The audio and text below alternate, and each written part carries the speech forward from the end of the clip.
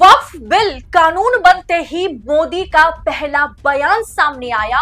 गुस्से में लाल हुए राहुल गांधी सोशल मीडिया पर ही मोदी को धो दिया। सुप्रीम कोर्ट में भले ही वक्फ बिल पर याचिकाएं दायर की गई हैं, लेकिन ये बिल अब कानून में बदल गया है। ये बिल अब कानूनी जामा पहन लिया है, जिसके बाद मोदी जी फिर से इसके कानून बनने पर कांग्रेस पर ठिकरा फोड़ने की कोशिश की तो मोदी जी अपने बयान पर ही बुरी तरीके से फंस गए हैं। प्रधानमंत्री नरेंद्र मोदी ने वक्फ पर नया कानून बनने के बाद पहली बार सार्वजनिक मंच के दिए गए बयान में कहा कि इस कानून से वक्फ की पवित्र भावना की रक्षा होगी और साथ में उन्होंने कांग्रेस को आड़े हाथों लिया, जिसके बाद मोदी की भयंकर फजीहत हो गई। उन्होंने कहा कि इससे गरीब मुसलमानों को लाभ मिलेगा। प्रधानमंत्री मोदी ने राइजिंग इंडिया समिट 2025 के मंच में अपनी पहली प्रतिक्रिया दी। वीडियो देखिए, फिर खबर में आगे बढ़ेंगे। लेकिन सवाल ये है, आम मुसलमान को क्या मिला? गरीब पसमानदा मुसलमान को क्या मिला? उसे मिली उपेक्षा, उसे मिली अशिक्षा, उसे मिली बेरोजगारी। और मुस्लिम महिलाओं को क्या मिला? उन्हें मिला शाहबानो जैसा अन्याय, जहां उनका संवैधानिक हक कट्टरपंथ की भेंट चढ़ गया।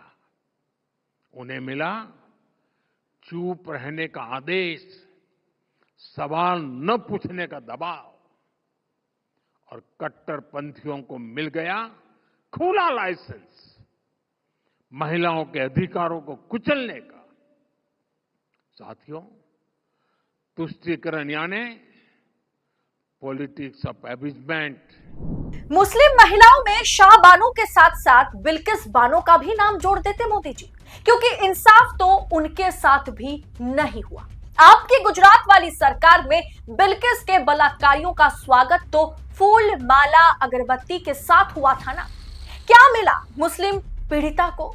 मोदी जी आगे कहते हैं, आपके स्क्रीन पर रिपोर्ट है, देश का विभाजन आम मुसलमानों का निर्णय नहीं था, बल्कि कुछ कट्टरपंथियों ने इसे बढ़ावा दिया था। कांग्रेस ने तुष्टीकरण की राजनीति से सत्ता हासिल की। कांग्रेस के नेताओं ने अलग राष्ट्र के विचार को खत्म नहीं किया। तुष्टीकरण की राजनीति में कांग्रेस को सत्ता मिली, कुछ मुस्लिम कट्टरपंथियों को दौलत मिली। गरीब पसमानदा मुसलमानों को क्या मिला? उसे अपेक्षा, अशिक्षा, बेरोजगारी मिली और मुस्लिम महिलाओं को शाहबानो जैसा अन्याय मिला। 2013 में कांग्रेस सरकार की ओर से लाया गया वक्फ कानून लैंड माफिया को खुश करने की कोशिश थी। वक्फ को लेकर के बहस की जड़ तुष्टीकरण की राजनीति है। अब दोस्तों, सवाल यह है कि मोदी जी केंद्र में आपकी तीसरी बार की सरकार बनी। पिछले 11 साल से आप देश चला रहे हैं। आपकी सरकार में मुसलमानों के लिए क्या कुछ हुआ है? आपकी सरकार ने मुसलमानों के लिए क्या किया? भड़काऊ बयान दिया, मॉब लिंचिंग, किसी भी मंदिर के 4-5 किलोमीटर तक कोई भी मुस्लिम दुकान नहीं होनी चाहिए, महाकुंभ में कोई मुसलमानों की दुकान नहीं लगाई जानी चाहिए, मुस्लिम ठेले से कोई सब्जी नहीं खरीदेगा। यही दिया आपने ना मुसलमानों को पिछले 11 साल में। और आज वक्फ बिल लाकर के आप मुसलमानों का भला करने की कोशिश कर रहे हैं। और इतना ही नहीं, आप अभी भी कांग्रेस ने क्या किया पिछले इतने सालों से, आजादी के बाद से कांग्रेस ने क्या किया मुसलमानों के लिए, क्या नहीं किया, आप उसे गिना रहे हैं। अब 11 साल में आपने मुसलमानों के लिए क्या किया, पसमानदा मुसलमानों के भले के लिए क्या किया, वो जरा गिराइए ना। जिसके जवाब में राहुल गांधी के प्रवक्ताओं ने मोदी जी की बखिया उधेड़ के रख दी सोशल मीडिया पर। पवन खेरा ने ट्विटर पर जवाब देते हुए एक्स पर लिखा कि जिस दिन मोदी जी को यह समझ में आ जाएगा कि कांग्रेस संविधान के रास्ते पर वर्ग के तुष्टीकरण की राजनीति करती है, शायद उन्हें सरकार चलाना आ जाएगा। यह बात नफरत की शाखाओं पर नहीं सिखाई जाती है। राहुल गांधी ने इस पर पलटवार करते हुए बड़ी भविष्यवाणी की थी दोस्तों, ये वक्फ बिल को लेकर के। उन्होंने कहा था कि आज जो काम, मतलब जो चीज मुसलमानों के साथ हो रहा है, वो कल ईसाइयों के साथ होगा। राहुल गांधी के ट्वीट को आप जरा देखिए, क्या लिखा उन्होंने। कि मैंने कहा था कि वक्फ बिल अभी मुसलमानों पर हमला करता है, लेकिन भविष्य में अन्य समुदायों को निशाना बनाने के लिए एक मिसाल कायम करेगा। आरएसएस को ईसाइयों पर अपना ध्यान केंद्रित करने में ज्यादा समय नहीं लगा।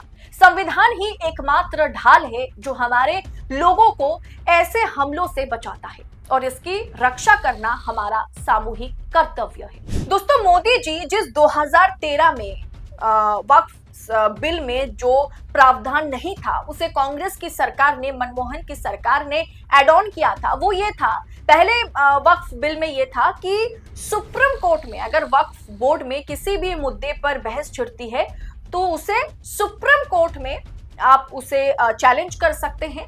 लेकिन 2013 में यह कहा गया कि सिर्फ और सिर्फ ट्रिब्यूनल कोर्ट में ही इस पर सुनवाई होगी, जिसे अब सरकार ने बदल करके सुप्रीम कोर्ट और हाई कोर्ट के लिए कर दिया है। बस यही चेंजेस सुप्रीम कोर्ट, मतलब यही चेंजेस वक्फ बोर्ड को लेकर के वक्फ बिल में 2013 में कांग्रेस की सरकार ने की थी और आज मोदी जी उसी को गिना करके कांग्रेस को वक्फ बिल में किस तरीके से भू माफियाओं को मतलब कांग्रेस सरकार ने इंट्रोड्यूस किया था, उसके जरिए वो राहुल गांधी और कांग्रेस को टारगेट करना चाह रहे हैं। दोस्तों, सुप्रीम कोर्ट में वक्फ पर 15 अप्रैल को सुनवाई होनी है। 1 दर्जन से अधिक मामले सुप्रीम कोर्ट में हैं। वक्फ बिल के विरोध में राहुल गांधी ने अपने सांसदों को मैदान में उतार दिया है। कांग्रेस खुद इस बिल के खिलाफ कानूनी लड़ाई जो है लड़ रही है। अब ऐसे में हर बात पे कांग्रेस को घेरना कहां तक सही है? साहब, कांग्रेस ने कुछ गलत किया तब ना 2013 के बाद 14 में आपकी सरकार बनी। वक्फ बिल बनते ही मोदी का ये पहला बयान सामने आना और उसमें भी कांग्रेस करते रहना कहीं ना कहीं मोदी जी को ही फंसा दिया है। मोदी जी ये पूछ रहे हैं कि आजादी के बाद से कांग्रेस की सरकार ने मुसलमानों के लिए क्या किया, जबकि सवाल यह होनी चाहिए कि पिछले 11 साल में आपकी सरकार ने भड़काऊ बयान देने के सिवाय, मतलब दंगा फसाद कराने के सिवाय, मुसलमानों के खिलाफ जहर उगलने के सिवाय और क्या किया है। दोस्तों, इस पूरे वीडियो को, मोदी जी के आज के इस बयान को आप किस अंदाज में देख रहे हैं? क्या आपको भी लगता है जैसा मोदी जी ने कहा कि ये वक्फ बिल दरअसल पवित्र भावना की रक्षा करने के लिए और वक्फ बोर्ड को और ज्यादा अच्छा बनाने के लिए सरकार ये बिल लेकर के आई है, मुसलमानों के हित के लिए सरकार ये बिल लेकर के आई है? आप अपनी राय कमेंट बॉक्स में हमारे साथ साझा जरूर कीजिएगा और ऐसे तमाम खबरों को लगातार पड़ताल के साथ पाने के लिए, राजनीति और राजनेताओं से जुड़ी तमाम खबरें इसी तरह से पाने के लिए 4 PM न्यूज नेटवर्क के साथ बने रहे। फिलहाल मुझे दीजिए इजाजत, इस रिपोर्ट में इतना ही। बहुत बहुत शुक्रिया आपका। जय हिंद, जय भारत।